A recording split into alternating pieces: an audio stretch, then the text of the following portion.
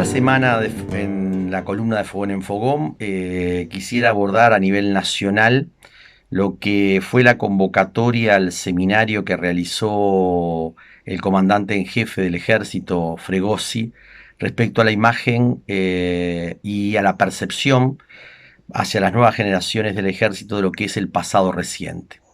Ese panel integrado por periodistas y encuestadores les hizo un espejo de las implicancias del terrorismo de Estado, de lo que esto ha impactado en la propia visión de la institucionalidad del ejército, del Estado y de la ciudadanía,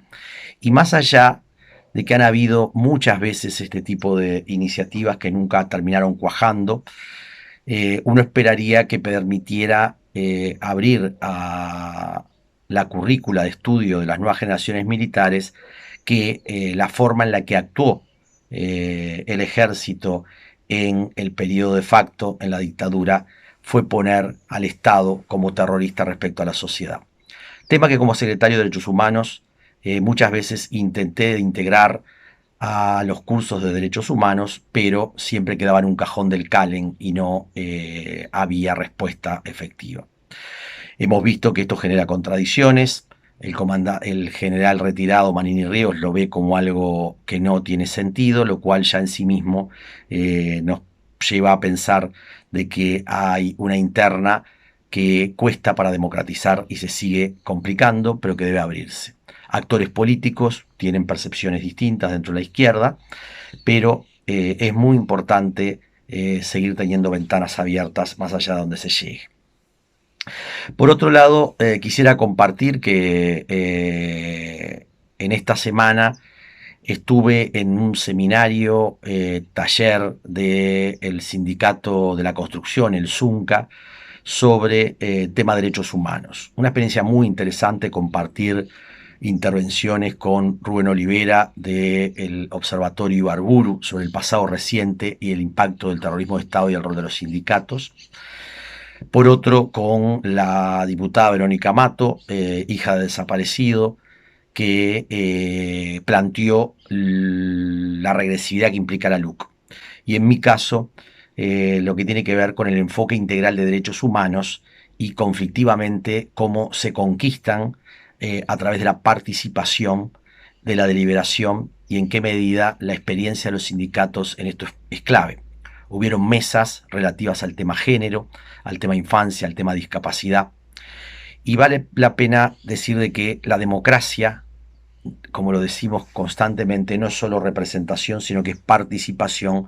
deliberación reflexiva. Finalmente, estamos ante un proceso de búsqueda de impugnar la LUC, la Ley de Urgente Consideración. Hoy la izquierda, en sus distintos espacios, el movimiento social, el movimiento popular, el movimiento sindical, se lo encuentra discutiendo. Uno lo que percibe es que hay quizás a veces posicionamientos muy abroquelados sobre si es toda la LUC lo que hay que derogar, si son algunos artículos, qué artículos. Y yo creo, como lo dije ayer en la mesa ante los delegados del sindicato del ZUNCA y otros actores que estaban presentes, que aquí la clave está en que a la interna del movimiento popular, entre el movimiento sindical, la intersocial, el Frente Amplio y las fuerzas políticas que quieran ser parte de este proceso, haya un diálogo lo suficientemente abierto para encontrar un núcleo común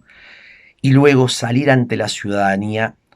a plantearlo, pero no en forma discursiva, sino en el diálogo cotidiano con los diferentes, con los que piensan distinto, con los que creyeron de que era mejor jerarquizar en la seguridad ciudadana que en la convivencia, en los que creyeron en el gatillo fácil, en los que creyeron en que hay que limitar a los sindicatos, en los que creyeron en que la educación no debe ser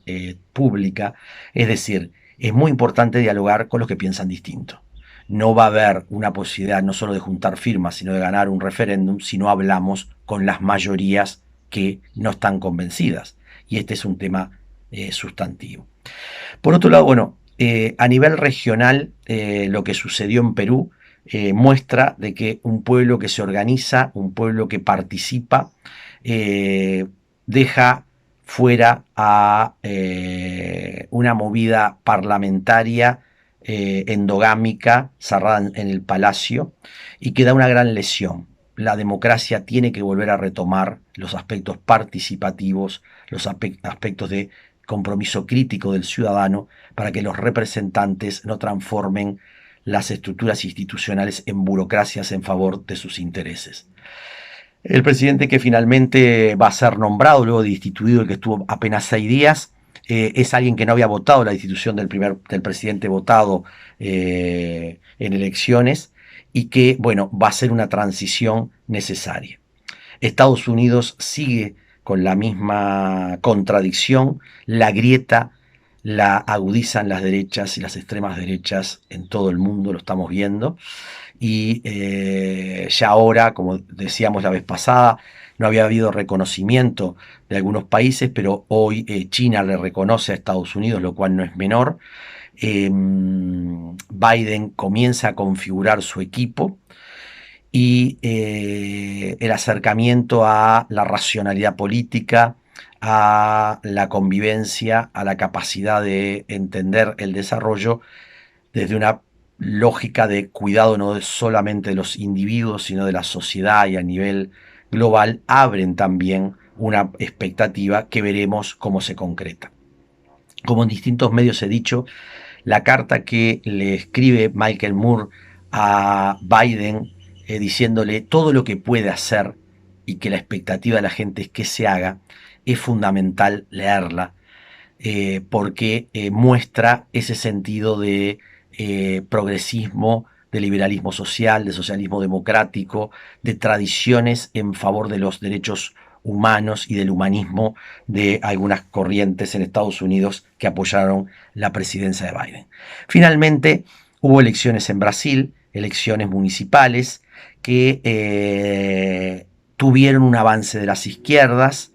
sobre todo el Partido de la Solidaridad, el PSOL, y el Partido Comunista de Brasil, un relativo retroceso del PT, lo que muestra también cómo la izquierda se está reformulando, pero sobre todo